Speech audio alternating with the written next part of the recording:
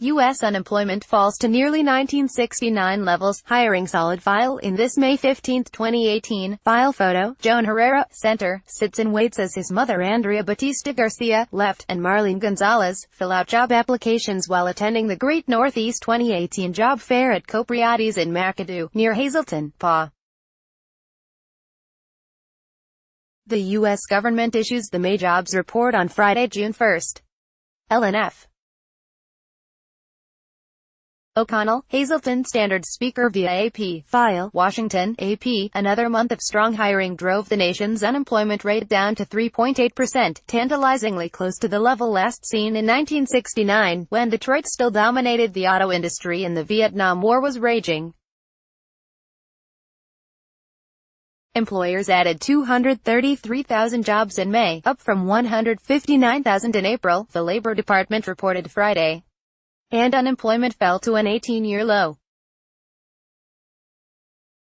The report shows that the nearly 9-year-old economic expansion, the second longest on record, remains on track and may even be gaining steam. Employers appear to be shrugging off recent concerns about global trade disputes. The May jobs report revealed impressive strength and breadth in U.S. job creation that blew away most economists' expectations, said Scott Anderson, chief economist at Bank of the West.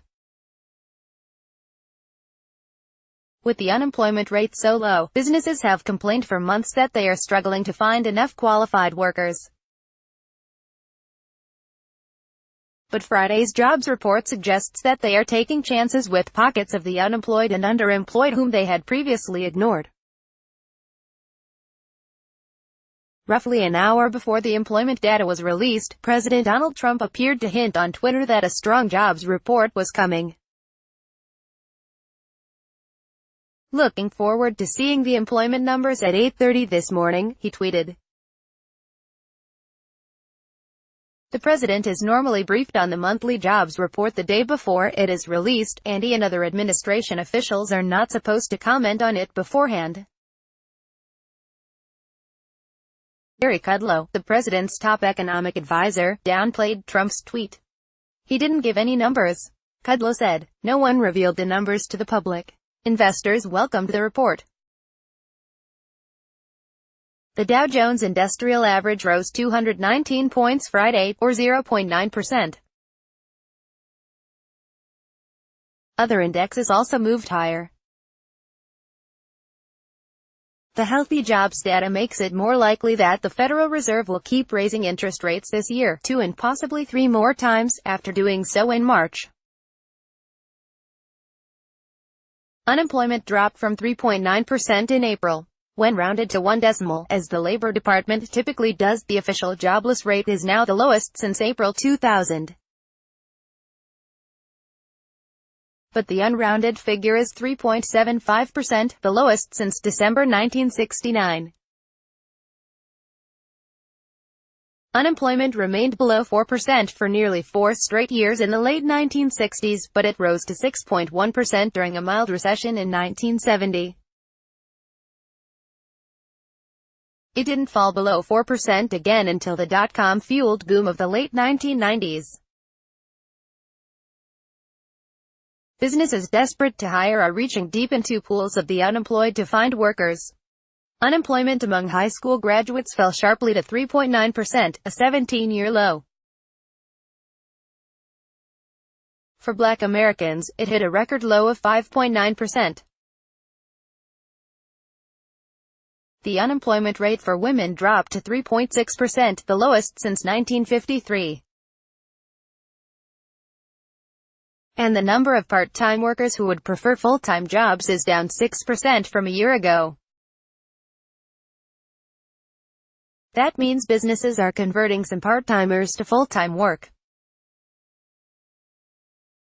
Companies are also hiring the long-term unemployed, those who have been out of work for 6 months or longer. Their ranks have fallen by nearly 1/3 in the past year. That's important because economists worry that people who are out of work for long periods can see their skills erode.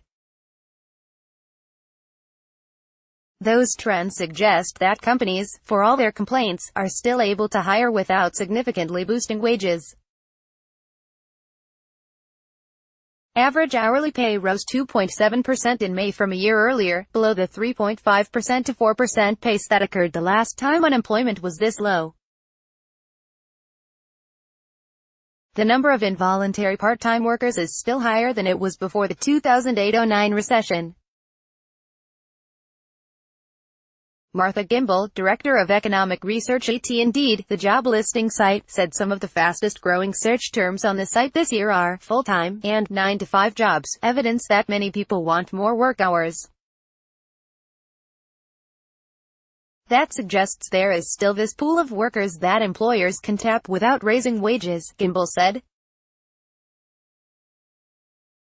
Debbie Thomas, owner of Thomas Hill Organics, a restaurant in Paso Robles, California, said that finding qualified people to hire is her biggest challenge.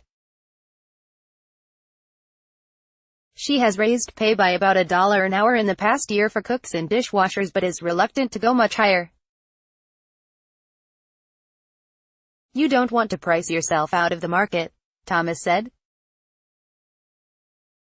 The job gains in May were broad-based, professional and business services, which include higher-paying fields such as accounting and engineering, added 31,000 jobs. Healthcare, a consistent job engine, gained nearly 32,000. Manufacturing, which is benefiting from increased business investment in machinery and other equipment, added 18,000 jobs, and construction 25,000. Some economists remain concerned that the Trump administration's aggressive actions on trade could hamper growth.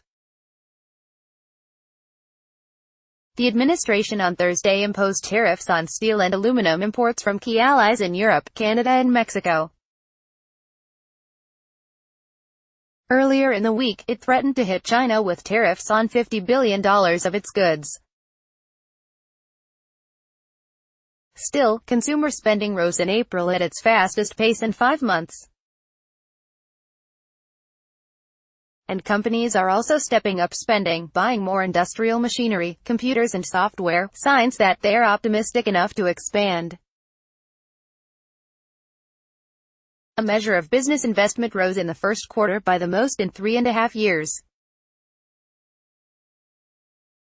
Macroeconomic Advisors, a forecasting firm, said it now foresees the economy expanding at a robust 4.1% annual pace in the April to June quarter, which would be the fastest in nearly 4 years.